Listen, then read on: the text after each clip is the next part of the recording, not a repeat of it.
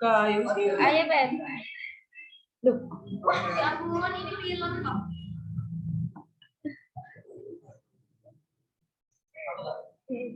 Aku mau dipotong. Sih, Mulai iki iki de anu no de ini no. Apa nih no? Apa kayak flash? Enggak. Iki pada iki kan yo. arah no. Iki kita nengin arah ini. Oh, Bang. Arah iki arah. Kan record kan iki. Assalamualaikum warahmatullahi wabarakatuh. Kami dari kelompok 8 ingin mempresentasikan struktur morfologi dan anatomi tumbuhan. Di sini saya tidak sendirian.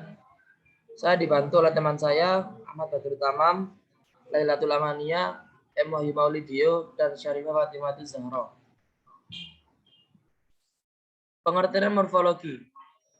Morfologi tumbuhan merupakan ilmu yang mempelajari bentuk fisik dan struktur tubuh dari tumbuhan. Morfologi berasal dari bahasa Latin morphus, yaitu wujud atau bentuk, dan logos yang berarti ilmu morfologi tumbuhan. Morfologi tumbuhan berbeda dengan anatomi tumbuhan yang secara khusus mempelajari struktur internal tumbuhan pada tingkat mikroskopis. Pengertian anatomi. Anatomi berasal dari bahasa Yunani anateme yang berarti memotong. Anatomi sendiri berarti cabang dari biologi yang berhubungan dengan struktur dan organisasi dari makhluk hidup. Anatomi tumbuhan berarti penjelasan tentang struktur dan organisasi dari tumbuhan. Anatomi tumbuhan disebut juga fitoanatomi. Jadi kata anatomi ini tidak satu saja. Jadi bisa disebut dengan fitoanatomi. Struktur anatomis organ tubuh tumbuhan. Yang pertama akar. Yang kedua batang. Yang ketiga daun. Akar. Akar adalah bagian pokok di samping batang daun bagi tumbuhan yang tumbuhnya telah merupakan kormus. Fungsi dari akar itu sendiri ada 3. Yang pertama menyerap air, mineral, dan zat hara yang dibutuhkan oleh tumbuhan untuk fotosintesis. Yang kedua memperkokoh tegaknya tanaman. Yang ketiga melekatkan tumbuhan pada tanah karena kemampuan akar yaitu menerobos lapisan tanah.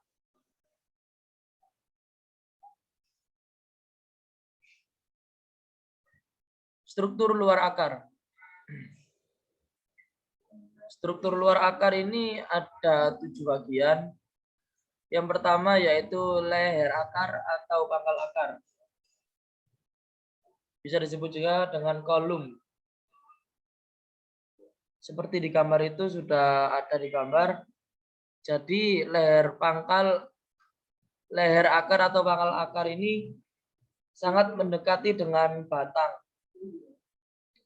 Jadi bagian akar yang bersambungan dengan pangkal atau batang. Jadi banyak yang menyebut itu batang, tapi itu adalah akar begitu. Yang kedua yaitu batang akar atau corpus radicus. Bagian akar yang terdapat antara leher akar dan ujungnya. Jadi di gambar itu kan ada leher atau pangkal akar. Yang di bawah ada ujung akar atau apex radicus. Nah, itu di antara itu semua adalah batang akar itu loh, seperti yang ada di gambar itu.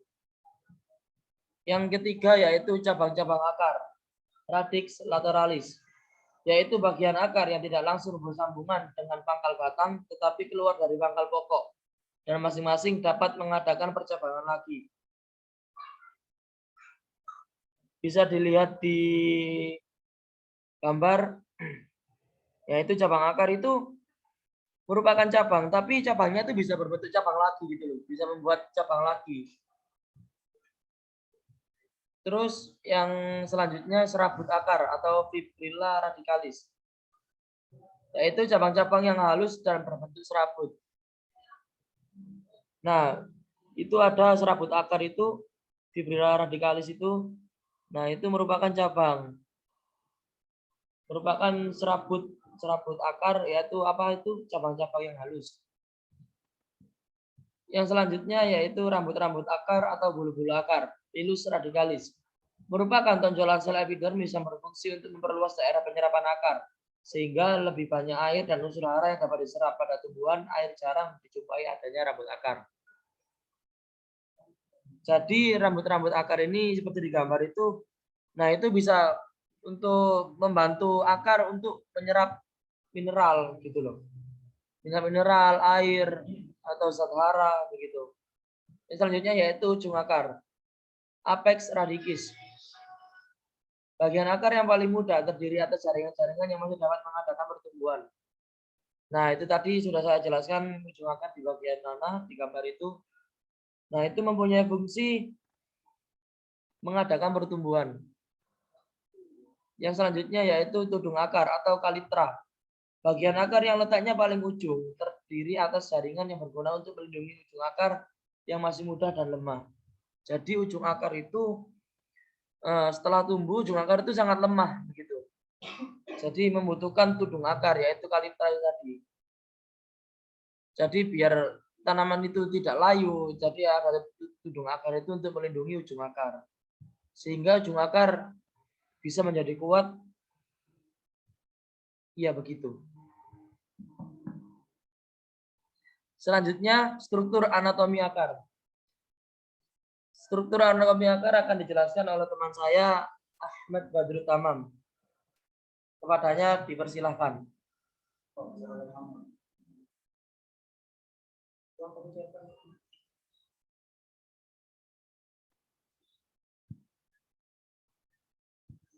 Baik, saya akan melanjutkan keterangan yang tadi dari Dokter. Struktur anatomi akar. Struktur anatomi akar dibagi menjadi 4. Yang pertama epidermis. Epidermis atau luar kulit akar. Epidermis adalah jaringan terluar pada akar yang memiliki dinding tipis. Dinding tipis pada lapisan epidermis ini berfungsi untuk menyerap air dan mineral dari tanah untuk diteruskan ke korteks. Sel epidermis juga terletak di rambut akar berfungsi untuk memperluas bidang penyerapan. Selanjutnya yaitu korteks. Korteks atau lapisan kedua setelah epidermis.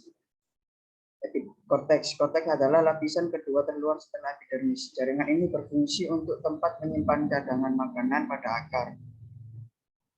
Jaringan korteks tersusun dari jaringan parenkim yang berfungsi untuk ruang penyimpan udara pada akar, yang seperti di gambar tersebut. Yang ketiga, endodermis. Endodermis adalah merupakan lapisan ketiga setelah epidermis, kemudian korteks, yang ketiga endodermis. Endodermis ini terletak di bagian paling dalam jaringan korteks. Lapisan endodermis tersusun dari satu lapisan sel yang membatasi korteks dengan silinder pusat.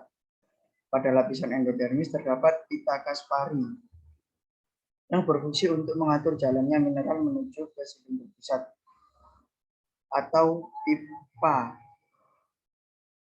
yang akan menyebarkan semua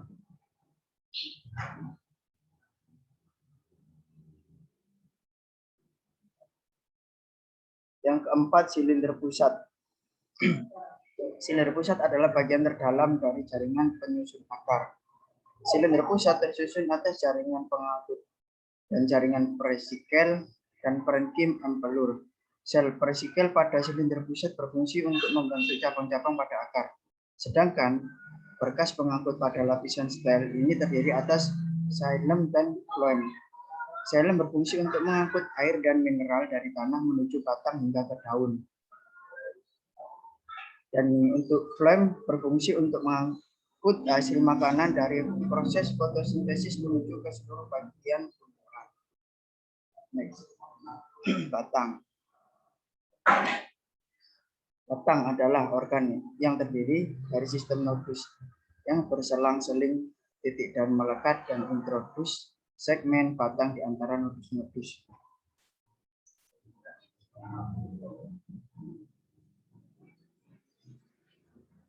Beberapa tumbuhan memiliki batang dan fungsi-fungsi tambahan seperti penyimpanan makanan dan reproduksi aseksual. Batang-batang yang termodifikasi ini yang mencakup rizoma, umbi lapis, stolon, dan umbi batang seringkali disangka akar. Secara morfologis, batang terdiri atas 4 bagian. Yang pertama, buku, yaitu tempat melekatnya daun. Yang kedua, ruas bagian di antara 2 buku. Yang ketiga, tunas aksiler yang berpotensi sebagai tunas cabang. Tunas terminal ujung atau apikal, bagian yang aktif tumbuh dan berkembang membuat batang menjadi lebih tinggi. Yang keempat, tunas terminal atau ujung apikal, bagian yang aktif tumbuh dan berkembang membuat batang menjadi lebih tinggi. Next. Fungsi-fungsi batang atau kegunaan batang. Yang pertama, menegakkan dan menguatkan tubuh tumbuhan. Yang kedua, meneruskan air dan zat-zat mineral dari akar ke seluruh tubuh, terutama daun. Yang ketiga, mengalirkan zat hasil fotosintesis dari daun ke seluruh tubuh, bahkan sampai ke bagian cadangan makanan. Baik, selanjutnya akan dilanjutkan oleh teman saya, Lailatul Amania.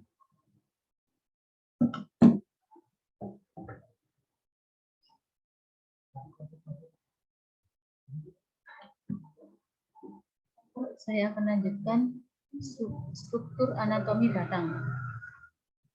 Yang pertama, epidermis.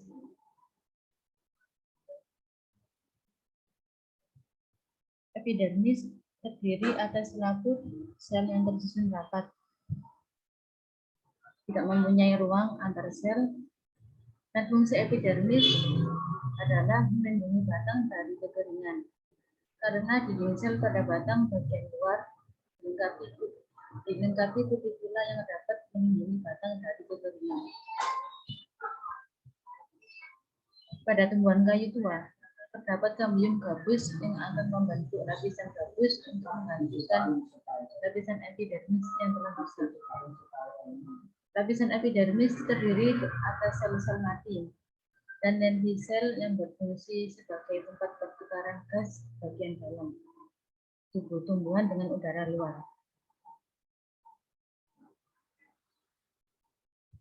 Yang kedua, korteks. Korteks batang disebut juga kulit pertama. Terdiri dari beberapa lapis sel yang dekat dengan lapisan epidermis tersusun atas jaringan parenkim. Makin ke dalam tersusun atas jaringan parenkim. Yang ketiga, endodermis. Endodermis batang disebut juga kulit dalam, tersusun atas lapisan sel, merupakan lapisan pemisah antar korteks dan stele. Endodermis tumbuhan Angiospermae mengandung zat kum, tetapi tidak terdapat pada endodermis tumbuhan Gymnospermae.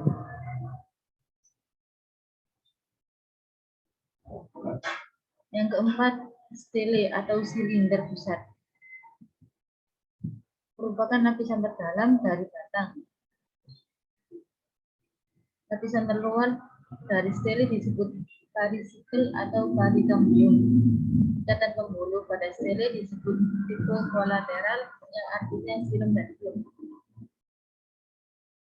Letak saling persisian, silem di sebelah dalam dan belum di sebelah luar.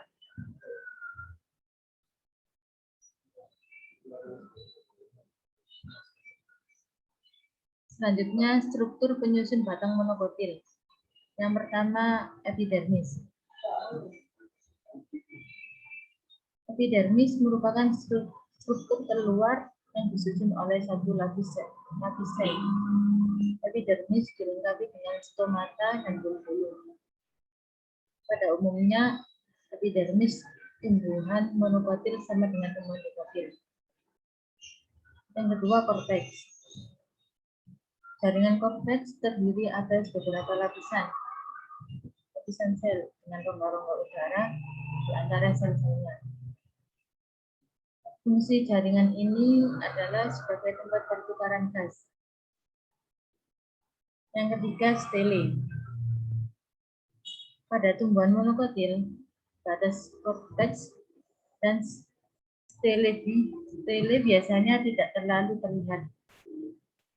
Xilem dan plum terdapat pada lapisan stele ini dan susunan berkas pengangkut, yaitu bertipe kolateral tertutup, sehingga batang pada tumbuhan monokotil tidak mengalami pertumbuhan membesar.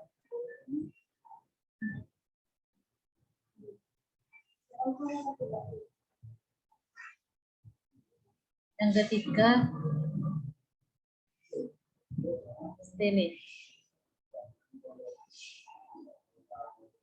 Pada tumbuhan monokotil,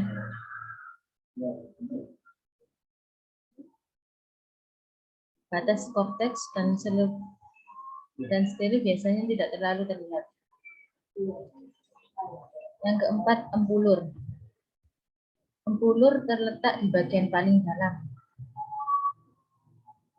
dan tersusun dari jaringan parenkim. Pada beberapa tumbuhan, empulur ada yang menghilang, misalnya pada tumbuhan padi. Secara morfologi, terdapat perbedaan yang jelas antara batang tumbuhan dikotil dan monokotil.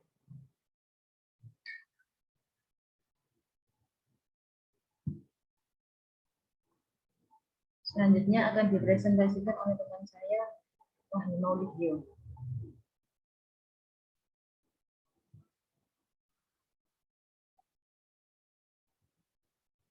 Selanjutnya daun.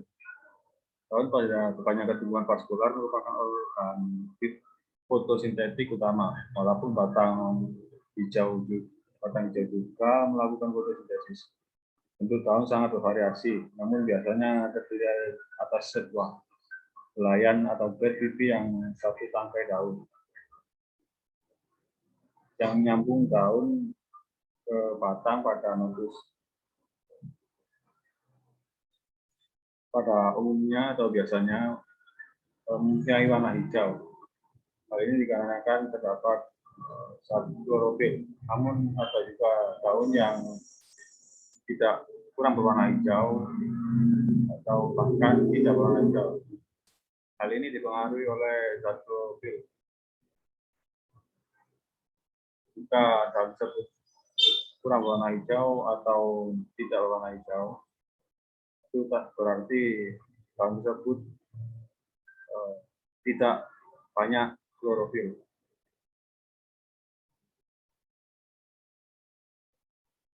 Fungsi daun yang pertama sebagai alat respirasi. Daun berfungsi sebagai alat respirasi atau pernapasan. Organ pernapasan tumbuhan yang terletak di daun adalah stomata. Fungsi kedua sebagai alat reproduksi. Daun merupakan alat reproduksi vegetatif. Contohnya adalah tanaman cocok bebek yang membentuk tunas baru, tunas daun. Dalam hal ini, daun bertugas untuk memperbanyak tanaman, mengatur proses transpirasi daun, berperan dalam proses penguapan air pada daun yang melalui stomata dan cuticula yang berada di permukaan daun dan di bagian bawah daun. Fungsi ketiga, proses gutasi. Dalam proses gutasi, daun menjadi tempat keluarnya cairan atau air yang berupa tetesan-tetesan. Fungsi keempat sebagai alat penguapan. Selain sebagai alat pernapasan, daun juga berfungsi sebagai alat penguapan. Namun dalam proses penguapan, daun dibantu oleh cuticula. Bahkan dalam proses ini, peran cuticula lebih besar dibandingkan dengan stomata. Fungsi yang kelima, sebagai alat gutasi. Pada umumnya, proses gutasi yang terjadi pada tumbuhan melalui daun. Gutasi itu sendiri berarti tetesan air di permukaan tumbuhan. Pada proses ini, tetesan air akan membasahi daun, mulai dari permukaannya. Struktur daun. Struktur daun terbagi menjadi dua kelompok, yaitu struktur bagian luar dan struktur bagian dalam. Struktur bagian luar. Struktur bagian luar ini bisa kita lihat dengan mudah karena ada berada di bagian luar daun. Struktur daun bagian luar terdapat 3 bagian, yaitu pelepah daun, tangkai daun, dan helai daun. Pelepah daun adalah bagian pangkal daun yang bentuknya melebar. Pelepah daun sering dikenal dengan nama lain, yaitu rupi daun. Pelepah daun biasanya berfungsi untuk membungkus bagian batang, tumbuhan, atau sebagai tempat dudukan daun yang ada di batang. Struktur daun ini sering ditemukan pada tumbuhan jenis monocotyl, terutama pada bagian dari famili Muscaceae, Graminae, Cyperaceae, dan sebagainya. Tangkai daun.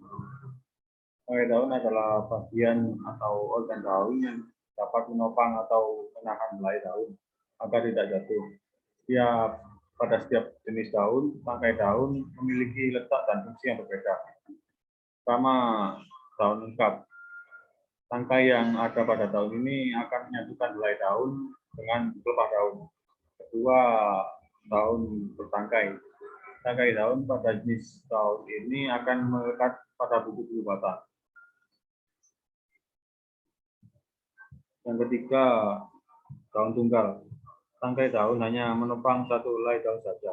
Yang keempat, daun majemuk. Tangkai daun bisa tumbuh bercabang-cabang hingga membentuk tangkai daun yang baru atau anak tangkai. Anak tangkai ini berfungsi untuk menopang anak-anak daun. Ketiga, helai daun. Meskipun bentuknya sangat beragam, tapi helai daun menjadi struktur daun bagian luar yang sangat penting karena di helai daunlah fotosintesis terjadi. Bentuk helai daun ada yang tebal dan ada yang tipis, serta warna dan ukurannya juga sangat beragam. Keberagaman pada helai daun, maka kita dapat mengidentifikasi jenis-jenis tumbuhan yang sudah kita lihat, rawat, atau bahkan kita budidaya. Helai daun yang ada pada tumbuhan paku-pakuan mempunyai fungsi sebagai pembawa spora. Tumbuhan yang memiliki struktur daun bagian luar yang terdiri dari pelepah daun, tangkai daun, dan helai daun, maka daun tersebut dapat dinamakan sebagai daun pelengkap. Sedangkan tumbuhan yang tidak memiliki ketiga struktur daun bagian luar, maka disebut dengan daun tidak lengkap. Struktur daun bagian dalam terdiri dari dua bagian, yaitu epidermis dan jaringan mesofil. Epidermis merupakan lapisan jaringan yang ada di dalam permukaan daun, permukaan bawah daun. Epidermis yang ada pada tumbuhan-tumbuhan tingkat tinggi memiliki tebal yang berbeda. Epidermis pada tumbuhan tingkat tinggi memiliki tebal satu lapis saja, sedangkan pada tumbuhan tingkat rendah epidermisnya tipis dan umumnya tidak mempunyai klorofil. Sel-sel yang ada pada epidermis pada daun banyak sekali yang mempelajarinya. Hal ini dikarenakan sel-sel epidermis ini mempunyai kekhawatiran fisiologi. Sedang salah satu sel-sel epidermis yang sering dipelajari adalah stomata. Yang kedua, jaringan mesofil merupakan jaringan yang terbentuk dari sel parenkim yang fotosintetik dan berada pada bagian dalam daun. Jaringan mesofil ini terdapat beberapa bagian, yaitu jaringan tiang atau jaringan validade, dan jaringan bunga karang atau jaringan spons.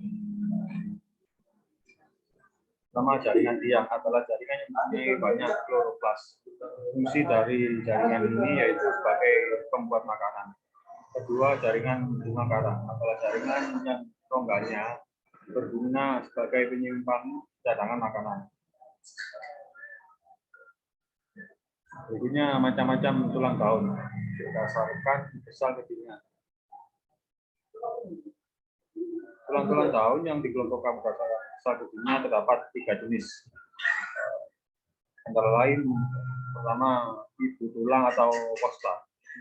Ibu tulang adalah tulang daun yang berupa lanjutan dari tangkai daun serta berada di bagian tengah yang membujur dan membelah daun. Ibu tulang ini bisa dikatakan sebagai tulang daun yang umumnya terbesar dibandingkan dengan tulang-tulang daun lainnya. Daun pada bagian ibu tulang biasanya terbagi menjadi dua jenis, yaitu ada jenis setangkup dan simetris dan ada yang tidak setangkup atau asimetris. Bagian yang setangkup adalah bagian ibu tulang yang letaknya berada di tengah helaian daun sehingga sisi daun kiri dan sisi daun kanan menjadi setangkup atau simetris. Sedangkan bagian yang tidak setangkup adalah bagian ibu tulang yang tidak terletak pada bagian tengah daun sehingga sisi daun kiri dan sisi daun kanan menjadi tidak setangkup atau asimetris. Yang kedua, tulang-tulang cabang atau nervus lateralis. Tulang-tulang cabang atau nervus lateralis merupakan tulang-tulang yang ada di daun dan bentuknya lebih kecil daripada ibu tulang daun. Tulang-tulang cabang ini berada di pangkal ibu tulang atau berada di antara cabang-cabang tulang-tulang ini.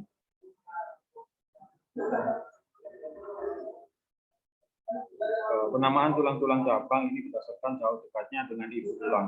Singkatnya, tulang-tulang cabang yang berasal dari ibu tulang maka disebut dengan tulang cabang tingkat 1.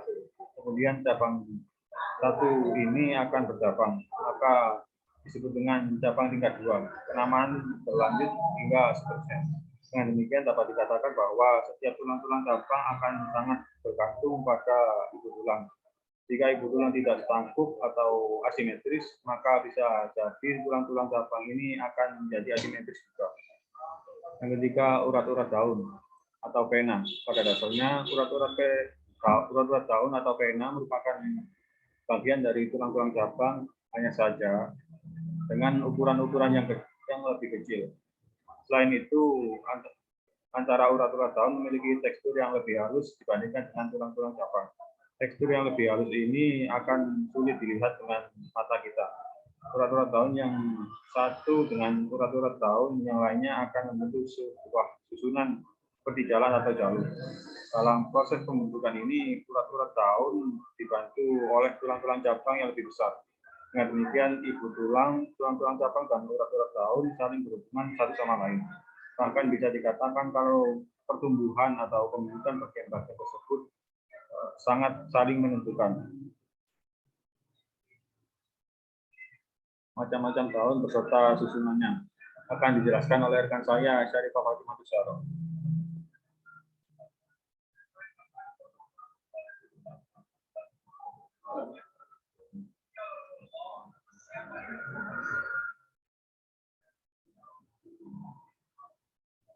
Oke, selanjutnya macam-macam daun beserta susunannya.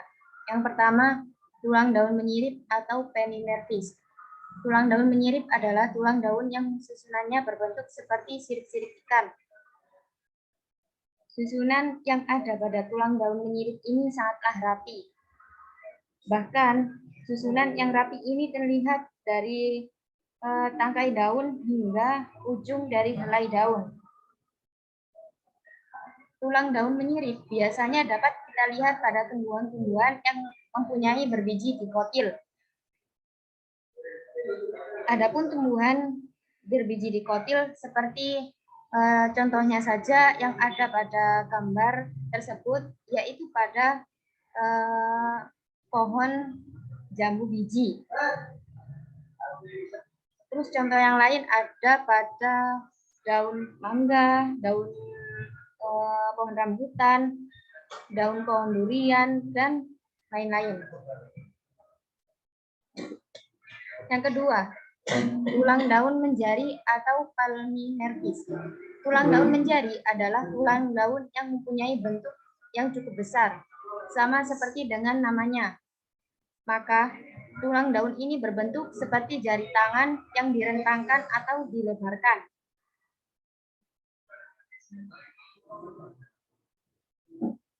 Jumlah daun menjari biasanya berjumlah basal serta tulang yang ada pada bagian tengah memiliki bentuk yang paling panjang dan yang paling besar. tumbuh-tumbuhan yang memiliki daun, contohnya saja seperti yang ada pada gambar tersebut. Nah, itu adalah contoh daun menjari pada tumbuhan daun singkong. Contoh lain seperti pada daun pepaya dan sejenisnya. Yang ketiga, tulang daun melengkung atau serpinervis. Tulang daun melengkung adalah tulang daun yang bisa dikatakan memiliki beberapa tulang besar yang berada di tengah-tengah daun. Tulang daun besar dapat tulang daun besar tersebut akan membuka atau membuat jalur di tepian daun.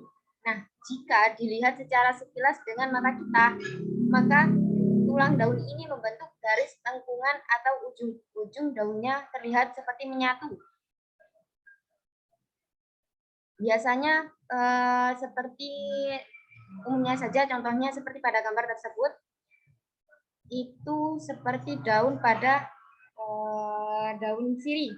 Nah, contoh yang lain itu ada pada daun waru dan sejenisnya. Yang keempat adalah tulang daun sejajar atau serpinervis. Tulang daun sejajar adalah tulang daun yang bentuknya lurus, seperti paralel. Bentuk yang sejajar ini bentuk yang sejajar ini membuat bentuk daun terlihat seperti menyatu, tapi panjang. Nah, maaf. Bentuk yang sejajar ini membuat bentuk daun terlihat seperti menyatu.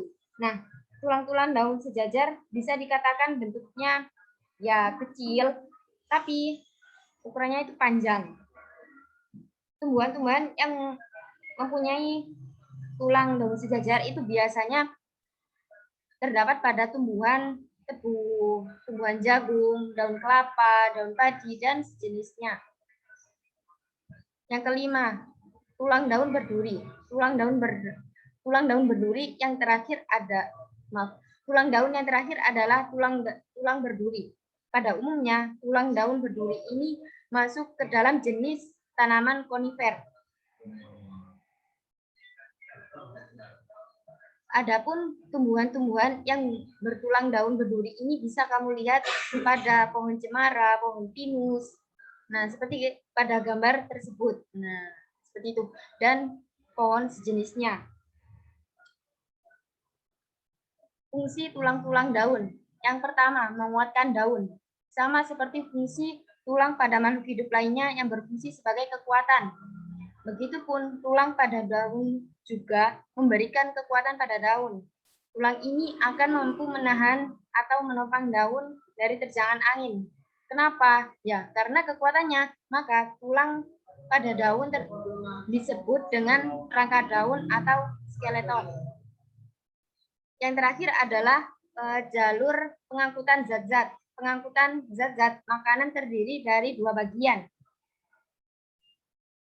Yang pertama, bagian untuk mengangkut zat-zat makanan yang berasal dari tanah, seperti air dan garam-garam yang sudah larut di dalamnya.